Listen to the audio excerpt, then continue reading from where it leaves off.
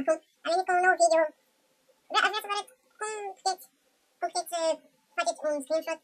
Deci, fără nicio programă. De exemplu, aveți ceva care nu înțelegeți. De exemplu asta, vedeți eu știu limba rusă, dar dacă voi nu știți, deci vrei să întrebi pe cineva, deci voi trebuie să dați pe butonul print screen. PTR, SP. Și, deci, aici vă arăt cum arată ea. Vedeți, aici. Așa.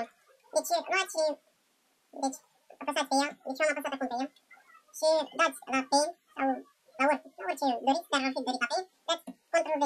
Și s-a pus fotografia. Și acum dați la cuceriță, dați salvați sau săfraniți, dați la bucistol și dați săfraniți. Și aici puneți numele și voilà, a apărut pe ecran. Acum puteți să trimiteți acest mesaj oricui doriți, oricui care știe această limbă. Deci este foarte simplu, fără nicio programă, fără nimic. Deci vă mulțumesc pentru vizionare, like, share, subscribe.